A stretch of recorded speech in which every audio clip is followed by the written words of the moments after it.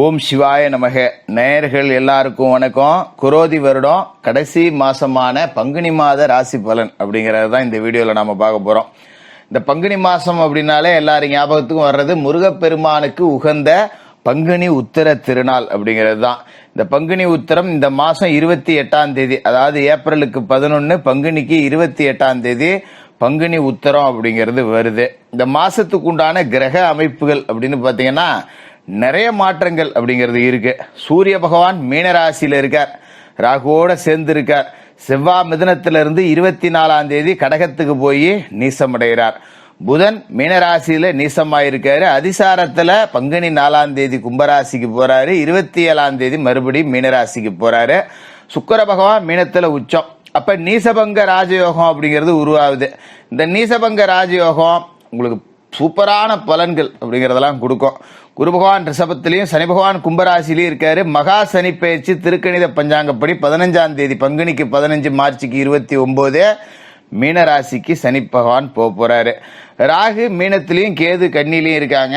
இந்த கிரக அமைப்புகள் ராசி மாற்றங்கள் உங்களுக்கு எப்பேற்பட்ட பலாபலன்கள் அப்படிங்கிறத கொடுக்க போகுது அப்படிங்கிறத துல்லியமா நாம பார்த்துருவோம். கன்னிராசி நேயர்களே, உங்களுக்கு இந்த பங்குனி மாசம் எப்படி இருக்கு அப்படின்னு பார்த்தோம்னா, இந்த பங்குனி மாசத்தை பொறுத்த வரைக்கும் ரொம்பவே வித்தியாசமான ஒரு மாசம் அப்படின்னு தான் சொல்லணும். ஏன்னா பெரும்பகுதி கிரகங்கள் எல்லாமே 7வது வீட்டுல கூடியிருக்கு. அதே நேரத்துல இந்த மாசத்துல உங்களுக்கு கண்டச்சனி அப்படிங்கிறது தொடங்குது.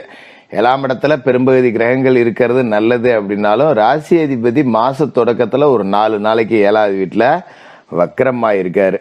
இது ஒரு சுமாரான அமைப்பு அப்படின்னு தான் நம்ம எடுத்துக்கணும். இருந்தாலும் ஒரு 4 நாள் தான் அப்படிங்கறதால இதை நாம பெருசுப்படுத்த வேண்டியதில்லை. மாச தொடக்கத்துல பாத்தீங்கன்னா கொஞ்சம் லேசா உடம்பு விஷயத்துல பிரச்சனையை கொடுப்பாரு. லேசா அங்கங்க மூட்டு வலி, முழங்கால் வலி இந்த மாதிரி கொடுப்பாரு. தொழில்ஸ்தானத்துக்கும் புதன் தான் அதிபதி அப்படிங்கறதால கொஞ்சம் தொழில் ரீதியான பின்னடைவு அப்படிங்கறதும் இருக்கும்.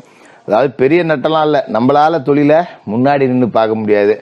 ஒரு உடம்பு சரியில்லை, ஒரு மருத்துவமனைக்கு போனேன், குடும்ப உறுப்பினர்களுக்கு உடம்பு சரியில்லை, மருத்துவமனைக்கு போனேன், இல்ல அவசரமா சொந்த பந்தத்துல விருந்து விசேஷ நிகழ்ச்சி நான் போய் கலந்துகிட்டே தான் ஆகணும், முக்கியமான சொந்தம், வேற வழி இல்ல, ஒரு 2 நாள் வெளியூர்ல இருக்கிற மாதிரி தான் இருக்கு.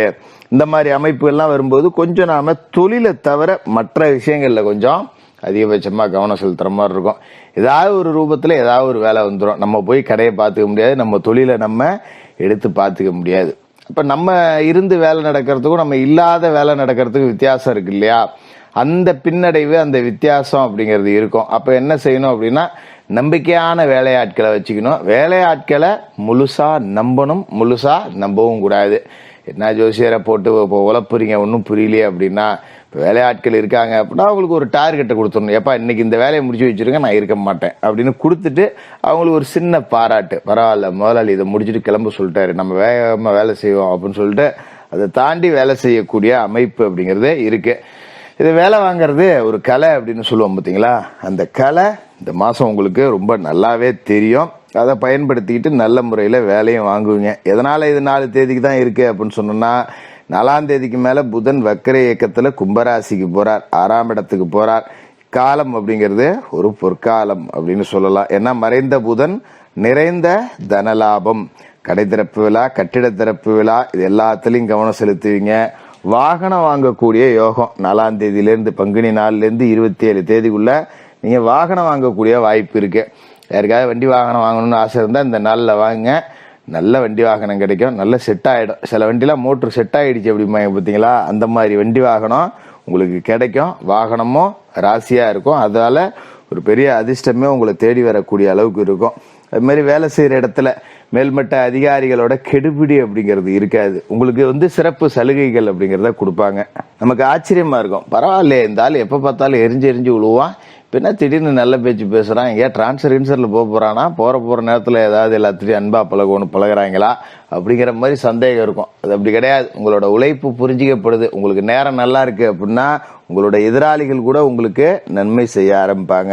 அப்படி ஒரு அமைப்பு தான் இது. அதனால மேல்மட்ட அதிகாரிகளோட நெருக்கம் அப்படிங்கிறது இருக்கும். அவங்களோட ஆதரவோட ஆபீஸ்ல ஒரு லோன் வாங்கலாம். வண்டி ஒன்று வாங்கணும், சரி இப்போ ஒரு 1 லட்சம் லோனு கேட்டு பார்ப்போம் அப்படின்னா உடனே சாங்ஷன் ஆகும். ஒரு டிரான்ஸ்ஃபர் ஒன்று கேட்டீங்க, வீட்டுக்கு பக்கத்தில் ரொம்ப தூரமாக குடும்பத்தை பிரிஞ்சு வேலை செய்கிறேன் சார், காலையில் 5 மணி கிளம்புனா தான் சார் 9 மணி 10 மணிக்கு ஆஃபீஸுக்கு வர முடியுது, பக்கத்தில் பார்த்து டிரான்ஸ்ஃபர் போட்டிங்கன்னா நானும் புள்ள ஊட்டியோட பார்ப்பேன், நான் ராத்திரி இங்கேருந்து டியூட்டி முடிஞ்சு போகிறதுக்குள்ளே புள்ளையோ தூங்கி போகுது, அப்படிலாம் எடுத்து பேசுனீங்க அப்படின்னா உங்களுக்கு வீட்டுக்கு பக்கத்திலே இடமாறுதல் கிடைக்கக்கூடிய வாய்ப்பு அப்படிங்கிறதும் இருக்கு. சின்ன சின்ன பதவி உயர்வு, சின்ன சின்ன ஊதிய உயர்வு அப்படிங்கிறதையும் நீங்க எதிர்பார்க்கலாம். அது மாதிரி வாங்கிய கடனை அடைக்கக்கூடிய வாய்ப்பு அப்படிங்கிறது இருக்கு. ஏதோ கடன் கண்ணி இருந்தது கொஞ்சம் நல்ல அர்ஜென்ட் அப்படின்னா ஏதோ அதை ஒரு ஆதாரபூர்வமான கடனாக மாற்றுவீங்க. வெளில வட்டி கிட்டி வாங்கிட்டு இருக்காம ஆஃபீஸில் ஒரு லோன் ஆட்டோமேட்டிக்காக மாதம் மாதம் சம்பளத்தில் அடைஞ்சு போகுது, அந்த மாதிரி கடனை மாற்றி அடைக்கக்கூடிய வாய்ப்பு அப்படிங்கிறது இருக்கு. கொஞ்சம் ஆகாரத்தில் மட்டும் கட்டுப்பாடு இருக்கணும், இல்லைன்னா தேவையில்லாத அஜீரண கோளாறு, உணவு ஒவ்வாமை, என்னன்னு தெரிலங்க திடீர்னு பேதியாவது வாந்தி வருது, அதுக்கு 2 நாள் லீவ் போடுற மாதிரி ஆகிப்போச்சு, இந்த மாதிரி அமைப்புகள்லாம் வரும். அப்போ நம்ம ஆகாரத்தில் கட்டுப்பாடை கடைப்பிடிக்கணும். கொஞ்சம் பச்சை காய்கறி கீரை அப்படிங்கிறத நிறையா உணவில் சேர்த்துங்க. வெளியில் போய் சாப்பிட்றத கொஞ்சம் குறைச்சிங்க. கூடுமான வரைக்கும் வெளியூர் பயணங்கள் அப்படிங்கிறத தவிர்த்தணும். பயணத்துக்கே போனாலும் ஒரு ஆஃபீஸில் போக சொல்லிட்டாங்க, நான் எப்படி போக முடியாது அப்படின்னு நினைக்காதீங்க, போவாங்க. ஒன்றும் இதில் ஒன்றும் வெக்கம் அப்படியே நம்ம மான ரோசம் எதுவும் கூடி போகிறது கிடையாது, குறைஞ்சிட போகிறது கிடையாது.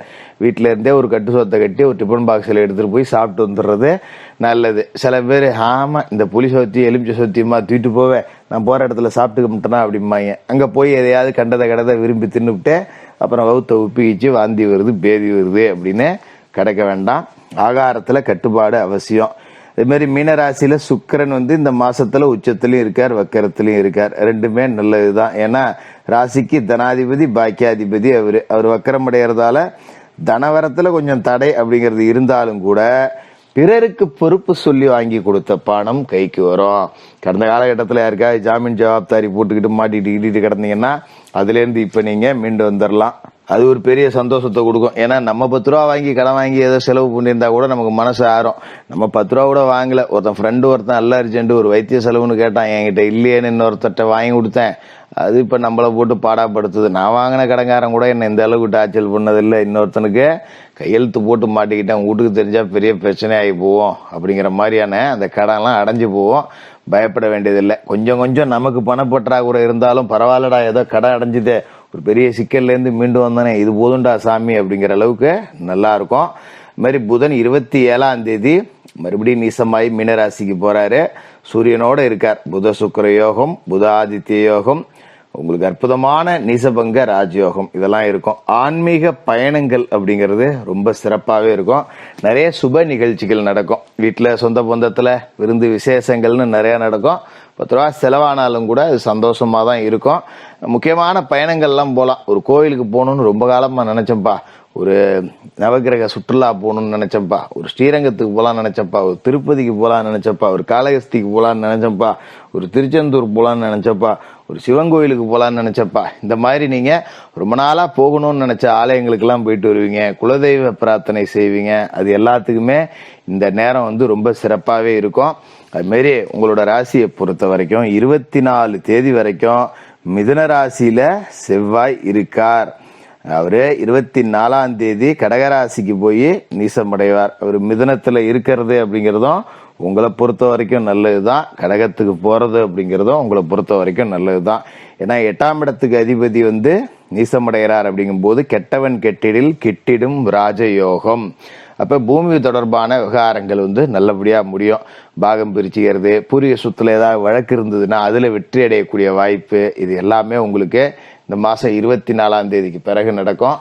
சனி பயிற்சி கண்டச்சனி அப்படிங்கிறது உங்களுக்கு வருது.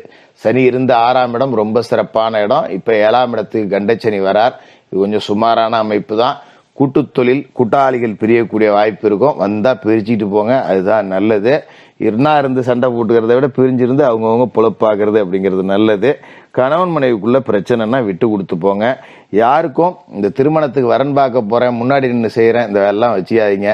ஒரு பொண்ணு ஒன்று இருக்கு, மாப்பிள்ளை பார்க்குறேன், மாப்பிள்ளை ஒன்று இருக்கு, பொண்ணு பார்க்குறேன்னு நீங்களா போய் எதுலையும் தலையிடாதீங்க. வாய்ப்பு யாராவது சொன்னா கூட வேண்டான்னு தவிர்த்துருங்க, அதுதான் உங்களுக்கு நல்லது.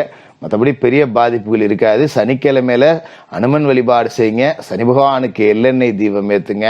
எல்சாதத்தை நைவேத்தியமா படைச்சு காக்கைக்கு அன்னம் விட்டுட்டு மாற்றுத்திறனாளிகளுக்கு உங்களால முடிஞ்ச உதவிகள் செய்யுங்க. இந்த பங்குனி மாதம் நல்ல மாதமா இருக்கும். கன்னிராசிக்காரர்களுக்கு வாழ்த்துக்கள்.